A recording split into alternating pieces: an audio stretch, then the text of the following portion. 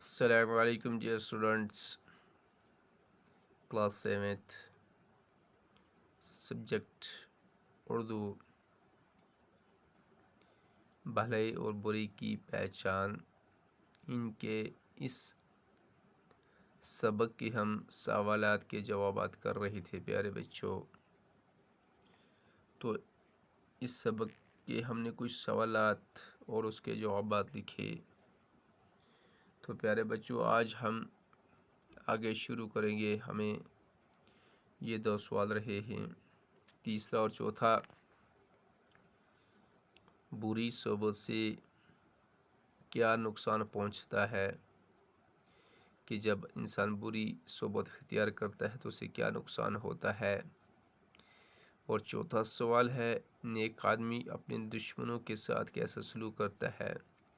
جو نیک آدمی ہوتا ہے، بھلا آدمی ہوتا ہے، اچھا آدمی ہوتا ہے، وہ اپنے دشمنوں کے ساتھ کیسا سلوک کرتا ہے. تو اس کے جواب لکھیں گے ہم.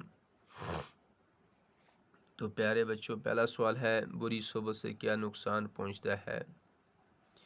بری صحبت سے انسان کو ہمیشہ تکلیف ہی پہنچتی ہے.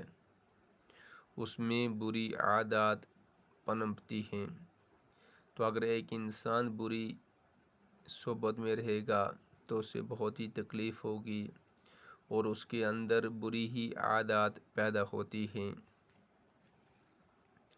تو پیارے بچوں اب دوسرا سوال ہے، سوال نمبر چوتھا، کہ نیک آدمی دشمنوں کے ساتھ کیسا سلوک کرتے ہیں.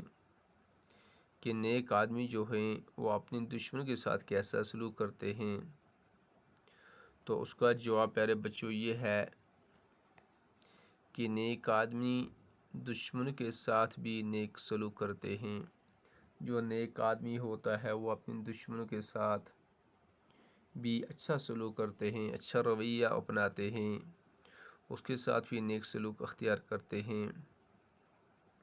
وہ ان کے دل میں اپنے اخلاق، خلوص اور محبت کے جذبے سے اپنے لیے جگہ بناتا ہے.